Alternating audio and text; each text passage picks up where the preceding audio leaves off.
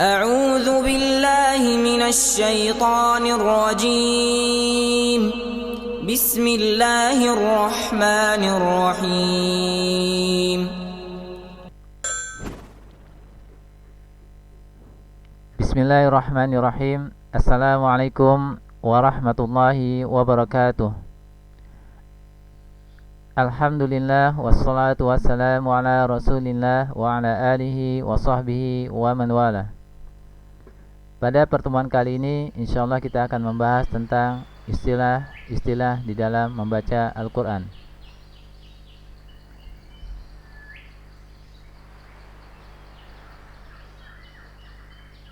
Istilah-istilah di dalam membaca Al-Quran yang akan kita pelajari yaitu tentang yang pertama sujud tilawah, kemudian sakta, ismam, imalah, tashil, naql, raum, dan nun wiqayah.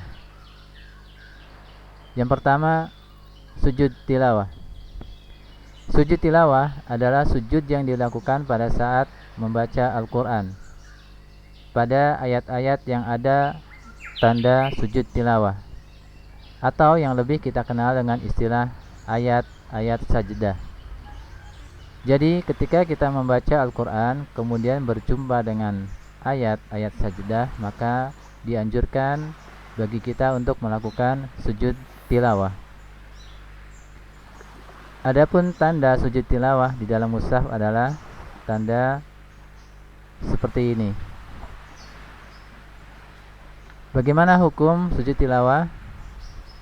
Menurut jumhur ulama adalah sunnah, walaupun sebagian ada yang berpendapat wajib. Sujud tilawah bisa dilakukan di dalam sholat ataupun di luar sholat, baik bagi yang membaca ataupun yang mendengarkannya. Namun yang perlu diperhatikan, jika sujud tilawah dilakukan di dalam sholat, maka sujud atau tidaknya makmum mengikuti imam. Jika imam melakukan sujud tilawah, maka makmum juga ikut sujud tilawah. Begitu pula sebaliknya.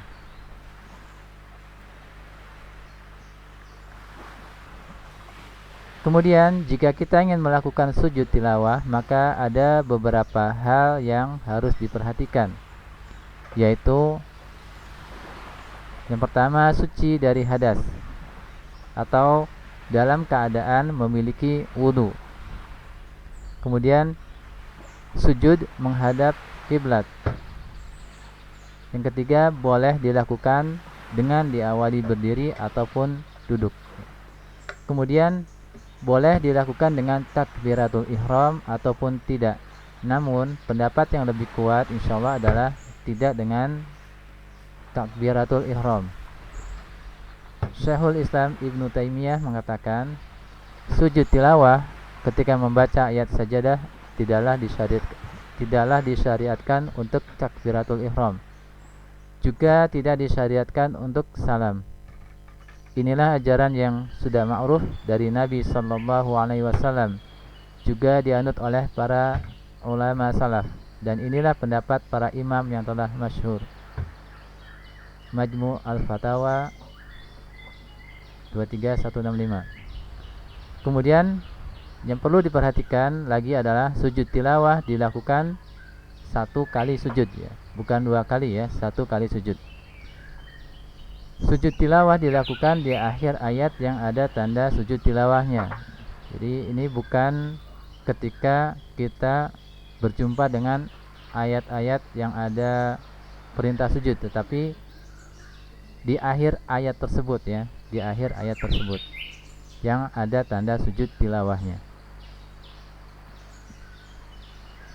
Apa keutamaan dari sujud tilawah? Rasulullah sallallahu alaihi wasallam bersabda yang artinya, apabila anak Adam membaca ayat sajdah kemudian dia bersujud, maka syaitan menyingkir sambil menangis seraya ia berkata, celaka dia. Atau dalam riwayat Abu Quraib, syaitan berkata, celaka aku. Ketika anak Adam diperintah untuk sujud, dia bersujud dan baginya surga. sedangkan aku diperintah untuk sujud dan aku enggan, maka bagiku neraka. Itulah keutamaan sujud tilawah ya. Jadi menyelisihi perbuatan dari syaitan. Kemudian bacaan di dalam sujud tilawah.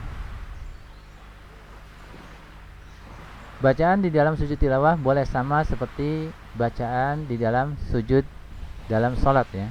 Atau boleh juga membaca bacaan yang lain seperti misalnya sajada wajhiya lilladzi khalaqahu wa sawwarahu wa syaqqa sam'ahu wa basarahu bihaulihi wa quwwatihi fatabarakallahu ahsanul khaliqin, yang artinya telah sujud wajahku kepada yang menciptakannya, membaguskan dan membelah pendengaran dan penglihatannya dengan daya dan kekuatannya, maha suci Allah sebaik-baik pencipta. Nah itulah ya bacaan diantara bacaan sujud tilawah. Jika kita belum hafal bacaan yang panjang ini, boleh kita membaca seperti bacaan di dalam bacaan sujud di dalam sholat.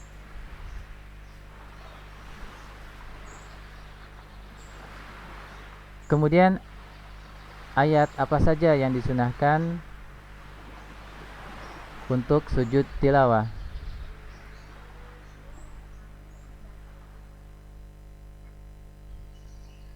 Ada 15 ayat yang disunahkan bagi kita untuk melakukan sujud tilawah.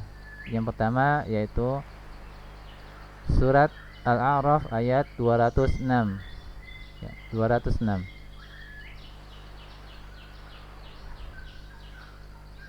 Perhatikan, ini adalah tanda sujud tilawah ya. Jadi ketika kita membaca ayat ini sampai akhir di ayat ini ya, tanda sujud tilawah ini, maka setelah itu kita disunahkan untuk melakukan sujud tilawah ya.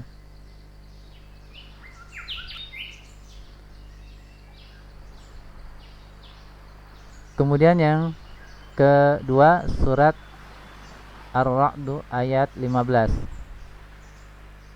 Ayat 15. Nah, perhatikan ya. Di sini ayat-ayat yang atau kalimat yang mengandung makna sujudnya ada di depan ya.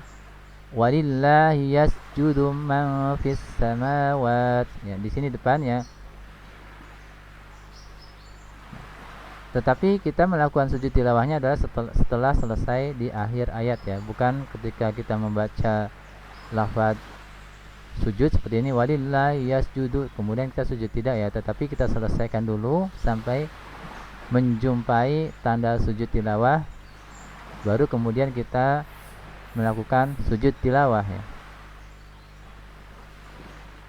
Kemudian yang ketiga surat An-Nahl ayat 49 sampai 50 ya, ini maksudnya adalah lafaz sujudnya ada di ayat 49 ya. Di sini perhatikan ya.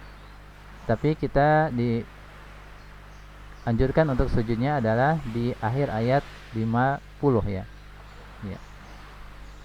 Lafaz sujudnya ada di ayat 49.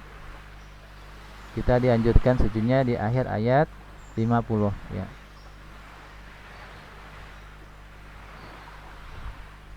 Kemudian yang keempat surat Al-Isra ayat 107 sampai 109 ya. Ini 107. Nanti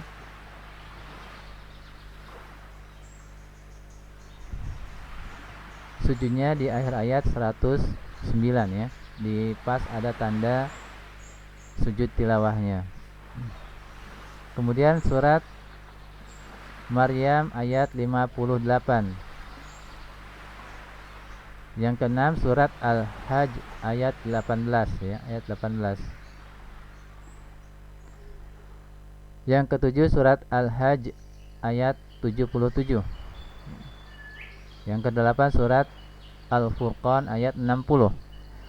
Yang kesembilan surat An-Naml ayat 25 sampai 26. Yang kesepuluh surat Sajdah ayat 15. Ayat 15. 11 surat Shad ayat 24. Yang ke-12 surat Fussilat ayat 38. Yang ke-13 surat An-Najm ayat 62. Yang ke-14 surat Al-Insyiqaq ayat ke-21.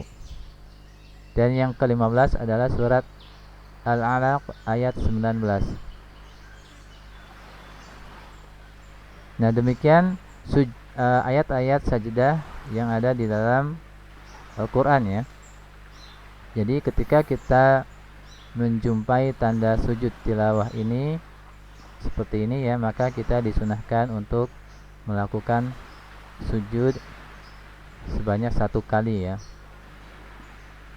Boleh diawali dengan berdiri ataupun ketika sambil duduk ya, diawali duduk. Biasanya kita membaca Al-Quran sambil duduk, kemudian kita boleh langsung sujud ya.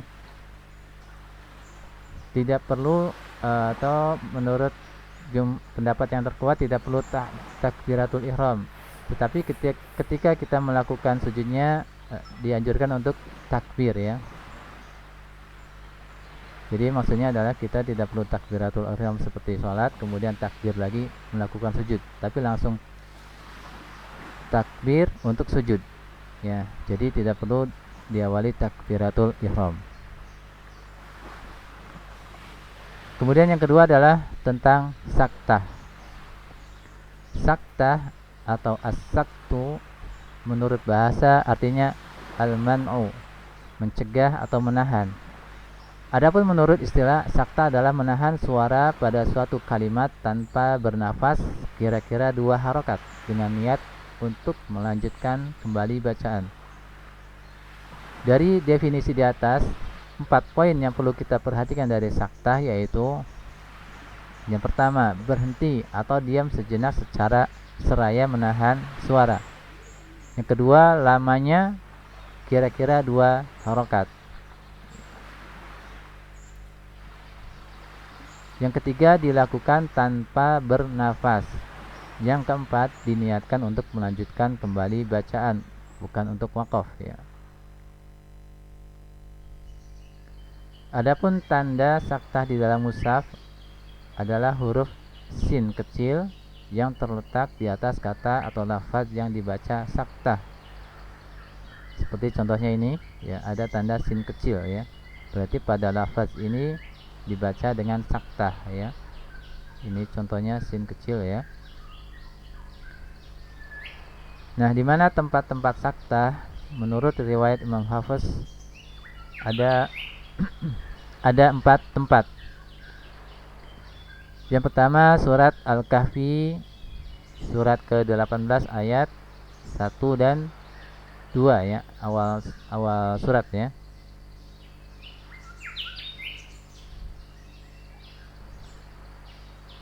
Alhamdulillahillazi anzala ala abdihil kitaba wa lam yaj'al lahu iwaja qayyima.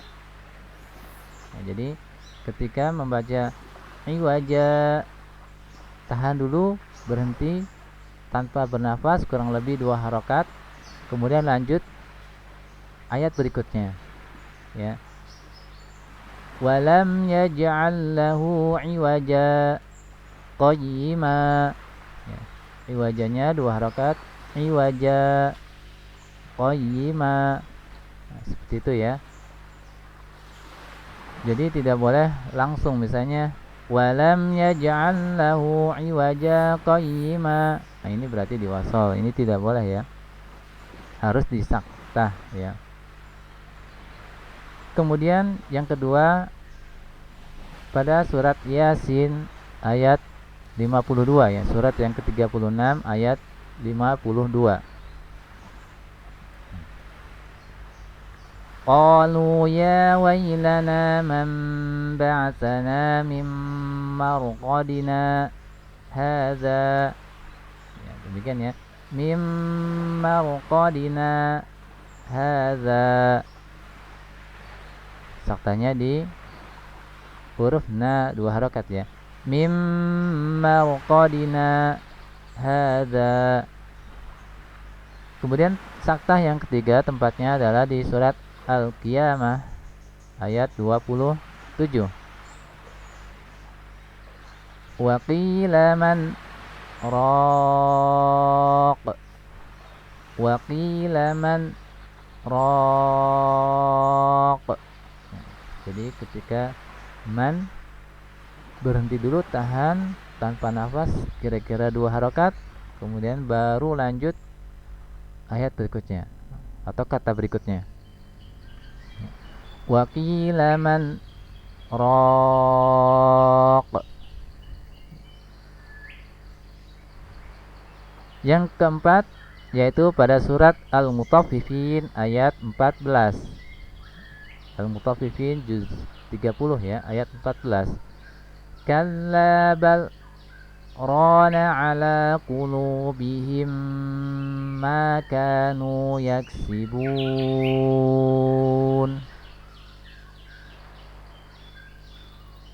Kalla bal rana ala qulubihim.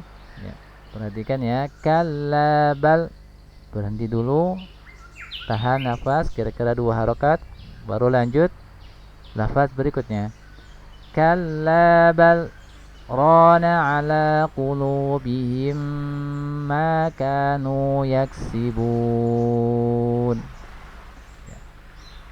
Demikian ya 4 tempat yang dibaca saktah di dalam riwayat Imam Hafiz.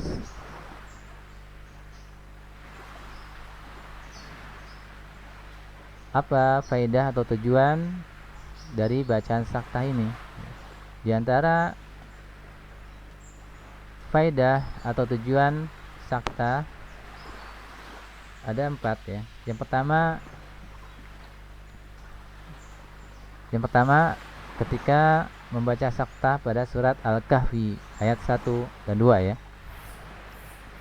Tujuannya adalah untuk menjelaskan atau memisahkan 2 lafaz agar tidak disangka satu lafaz. Jelasnya seperti ini. Lafaz iwaja ya, iwaja menjadi maf'ul atau objek bagi yaj'al ya. Iwaja ini adalah objek dari yaj'al.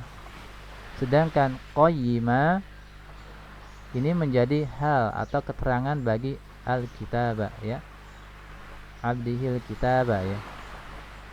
Apabila kedua lafaz tersebut disambung, maka lafaz qayyima ini menjadi sifat bagi iwaja ya. Padahal keduanya mempunyai makna yang saling bertolak belakang ya. Antara iwaja dan qayyimah ini maknanya saling bertolak belakang. Iwaja artinya bengkok atau penyelewengan, bengkok ya. Qayyimah itu artinya lurus ya. Sehingga ketika membaca iwaja qayyimah dibaca wasol tanpa sakta, maka akan terkesan sebuah arti yang bertolak belakang. Jadi artinya, dan Allah tidak menjadikan untuk Al-Quran sebuah penyelewengan yang lurus ya, mana ada penyelewengan yang lurus ya. Jadi kalau misalnya dibaca wasol tanpa saktah, jadi artinya seperti ini ya, bertolak belakang. Kemudian yang kedua, saktah pada surat Yasin ayat 52.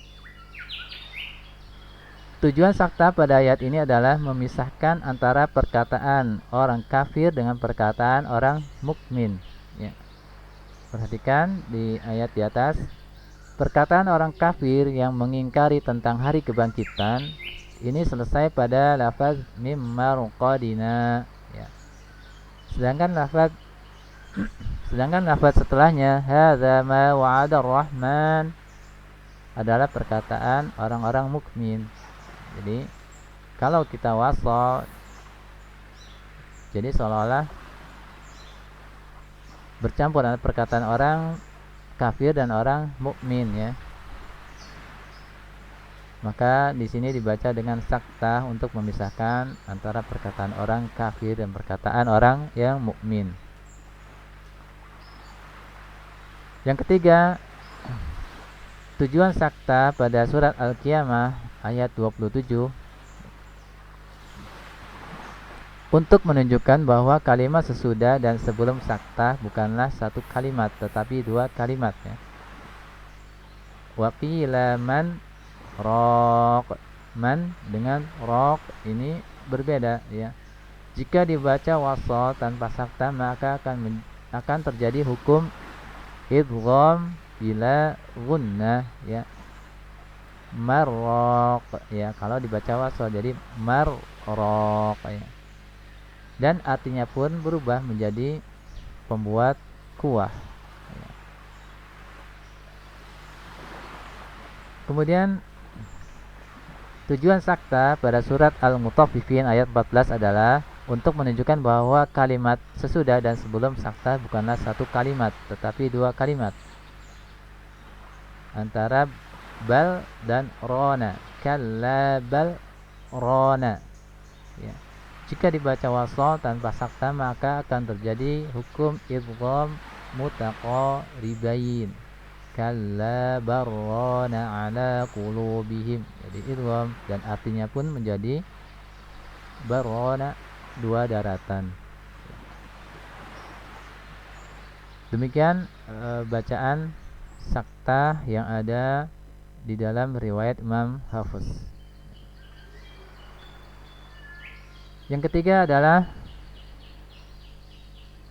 ismam.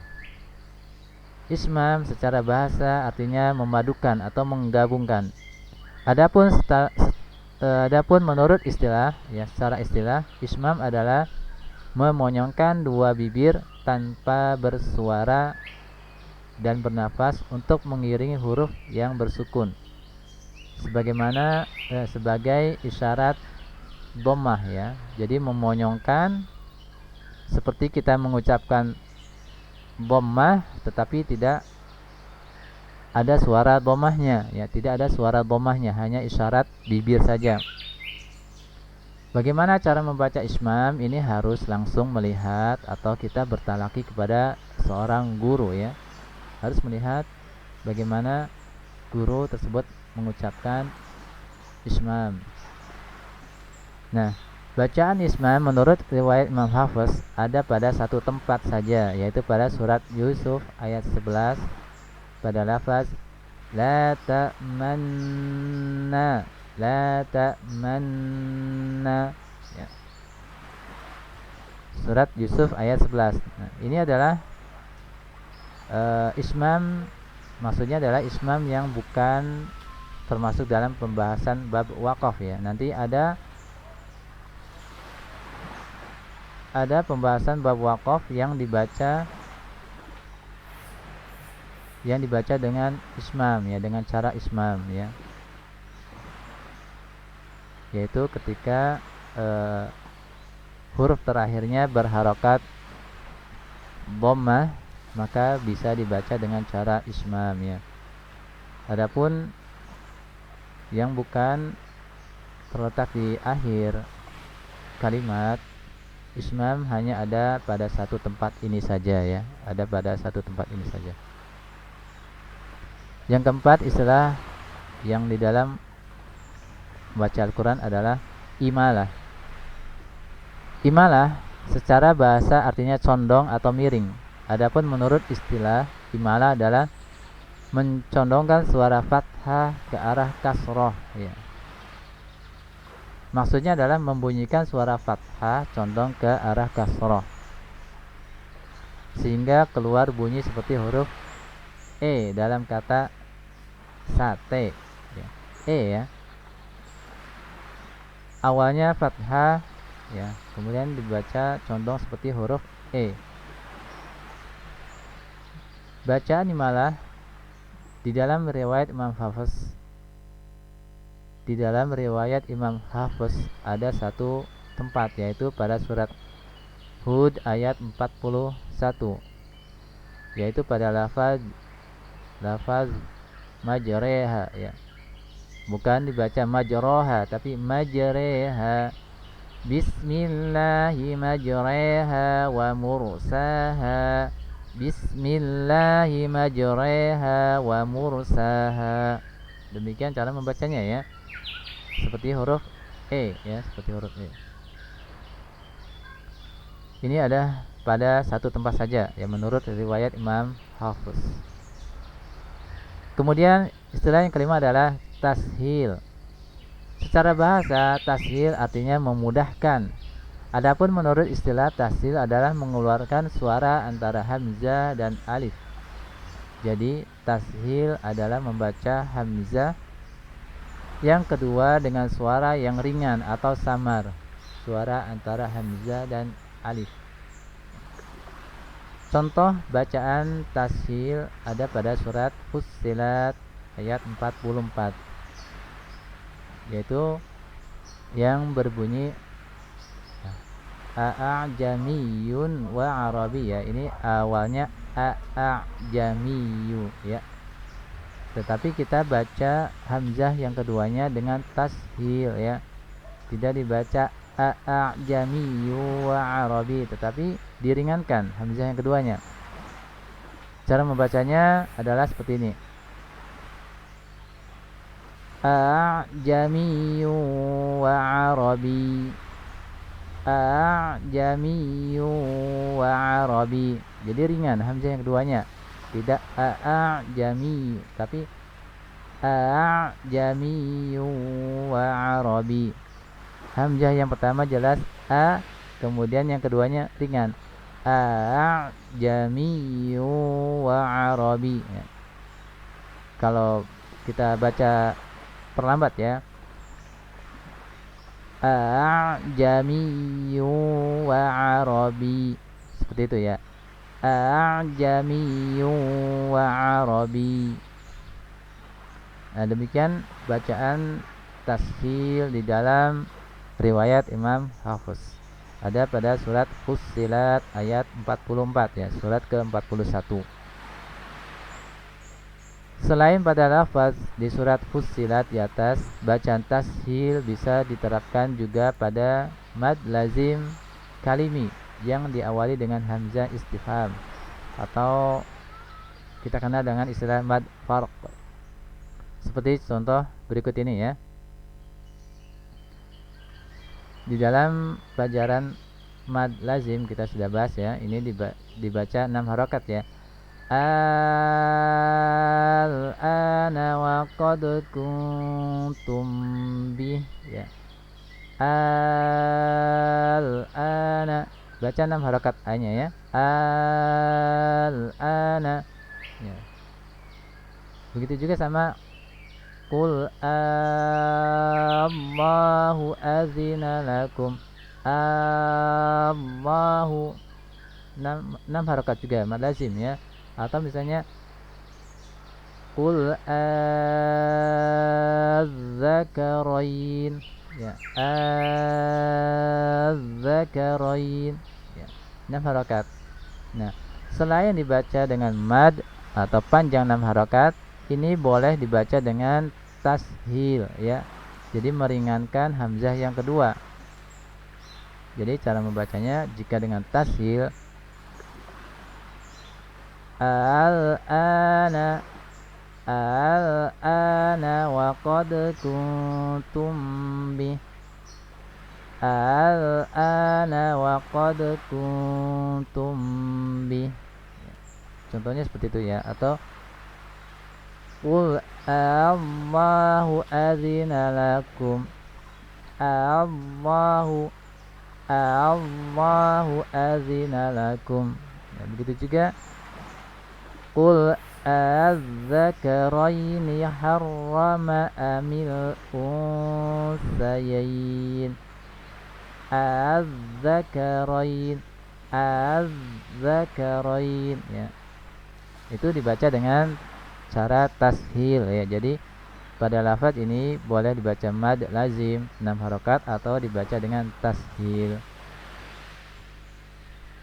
Yang keenam adalah naql. Naqal secara bahasa artinya memindahkan. Adapun menurut istilah, naqal adalah memindahkan harokat suatu huruf kepada huruf yang lainnya ketika dibaca, tetapi tidak di dalam tulisan ya. Hanya ketika membaca kita pindahkan harokatnya, tulisannya tetap ya. Definisi yang lain dari istilah naqal ini adalah memindahkan harokat hamzah kepada huruf sebelumnya yang bersukun. Karenanya huruf yang bersukun itu diberi harokat dari huruf yang hidup. Kemudian hamzah yang sudah tidak berharokat lagi tadi dibuang ya.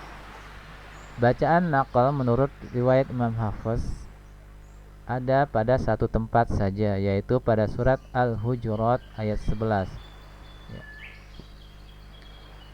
Surat ke-49 ayat 11 ya. Lafaznya adalah bi'sal ismu ya. Asalnya bi'sal ismu.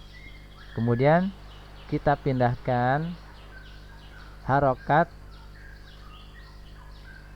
kasroh pada hamzah ya. Bi'sal is pindahkan ke huruf yang bersukunnya sebelumnya, itu lam ya. Lam tadinya sukun, dikasih harokat kasroh miliknya si hamzah yang tadi ya, sehingga bukan biksal tapi biksa lismu ya, biksa lismu membacanya ya, bukan biksal ismu tapi biksa lismu. Jadi membaca ayat ini adalah seperti ini: biksal ismul fusuqu ba'dal iman, bi'sal ismul fusuqu ba'dal iman ya. Seperti itu ya cara membaca naqal.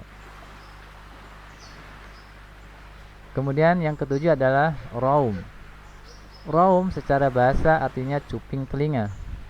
Secara istilah raum adalah mengucapkan huruf dengan sebagian harokat, terdengar oleh orang yang berdekatan saja, bukan orang yang berjauhan ya. Orang berjauhan tidak akan mendengar ketika kita membaca raum. Sebagian harokat di sini yang dimaksud adalah setengah harokat. Ada juga yang mengatakan dengan sepertiga harokat. Dan raum ini hanya terjadi ketika kita membaca waqaf ya, ketika di akhir kalimat, ketika dibaca waqaf ya, dan huruf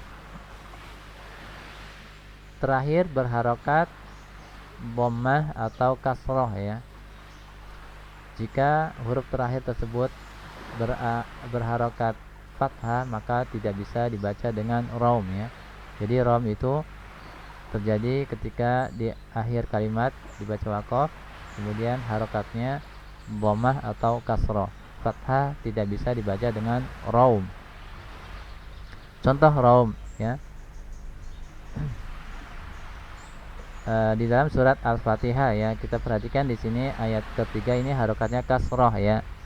Kalau kita baca penuh satu harokat kan bacanya seperti ini, Ar-Rahmanir-Rahim ya, begitu ya, Ar-Rahmanir-Rahim, satu harokat. Nah, adapun raum dibaca dengan sebagian harokat, setengah atau sepertiganya. Dari huruf apa? Dari huruf mi ya. Ar-Rahmanir-Rahim, satu harakat. Kalau kita baca rom menjadi Ar-Rahmanir-Rahim, Ar-Rahmanir-Rahim ya, sedikit saja mi-nya ya. Begitu juga dengan ayat berikutnya, Maliki Yaumiddin, Maliki Yaumiddin ya, sedikit saja ni ya, Maliki Yaumiddin. Nah, atau ketika berharokat dhammah ya, nasta'inu ya, nasta'inu, satu harokat ya. Kalau kita baca raum, iyyaka na'budu wa iyyaka nasta'inu, nasta'inu ya, sedikit nunya ya, nasta'inu. Dan yang perlu diperhatikan juga, ketika kita membaca raum di akhir ayat ini, di sini ada mad ya. Kalau kita wakaf sempurna disukunkan maka berubah menjadi mad arid disukun ya. Dibaca 2, 4 atau 6. Tetapi ketika dibaca raum maka ini tetap dibaca dengan mad asli 2 harokat ya. Ar-Rahmanir Rahim ya. 2 harokat. Rahim ya, tidak dibaca 6 harokat misalnya Ar-Rahmanir Rahim ya, tidak ya, tapi 2 harokat mad asli ya. Ini hukumnya mad asli ya kalau dibaca dengan raum ya. Sama yang Yaumiddin, di juga mad asli jika dibaca raum. Nasta'inu, mad asli juga jika dibaca raum ya. Nah itu demikian pembahasan tentang raum ya. Jadi raum terjadi atau hanya bisa dilakukan di akhir kalimat ketika dibaca waqaf ya. Huruf terakhirnya berharokat kasrah atau dhammah. Fathah tidak bisa dibaca dengan raum. Yang ke-8 adalah nun wiqayah atau nun penjaga, yaitu nun berharokat kasroh yang harus dibaca di antara tanwin dan hamzah wasol ya. Nun berharokat kasroh ya, agar tanwin tetap terjaga. Jadi jika tanwin yaitu fathatain, dhammatain atau kasrohtain bertemu dengan hamzah wasol, maka dibaca nun dengan harokat kasroh ya. Dibaca nun dengan harokat kasroh sebagai pengganti bunyi tanwin. Bagaimana cara membaca nun wiqayah?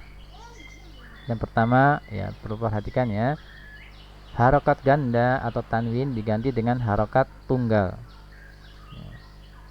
Harokat ganda diganti dengan harokat tunggal. Kemudian jika tanwin tersebut fathah tain, maka dibuang juga huruf alif setelah tanwin tersebut ya. Kemudian tambahkan huruf nun yang berharokat kasroh setelah tanwin yang sudah diganti dengan harokat tunggal tersebut ya. Contohnya seperti ini ya. Di sini khairan al-wasiyah ya. Ada tanwin fathah ya, kemudian bertemu dengan hamzah ya. Maka ini ketika wasol maka dibaca ada nun wiqayahnya. Cara membacanya pertama, harokat fathatain ini dirubah menjadi harokat tunggal kasroh ya. Alifnya karena fathatain alifnya dibuang juga. Di sini tidak ada alif. Ya, perhatikan ya, tidak ada alif. Kemudian tambahkan huruf nun ya. Nah, sini ya. Nun ya. Yang berharokat kasroh ya. Sehingga dibacanya adalah khairanil wasiyah, khairanil wasiyah ya. Ro-nya dibaca pendek, tidak dibaca panjang. Khairanil wasiyah. Ini salah ya. Ro-nya dibaca pendek ya. Demikian ya cara membacanya. Khairanil wasiyah. Contoh nun wiqayah yang lainnya ya, yang berharokat dhammatain. Huwa khairunih bitu, khairunih bitu ya. Khairunih bitu ya. Huwa khairunih bitu. Ini yang tadi khairanil wasiyah atau yang berharokat kasrotain. Yauma idzinil haqqo, yauma idzinil haqqo ya. Demikian cara membaca nun wiqayah ya.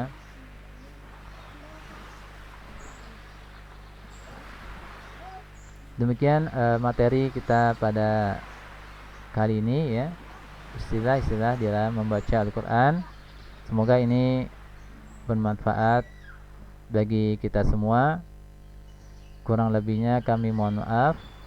Kita tutup dengan doa kafaratul majlis. Subhanakallahumma wa bihamdik asyhadu an la ilaha illa anta astaghfiruka wa atubu ilaik. Wassalamualaikum warahmatullahi wabarakatuh.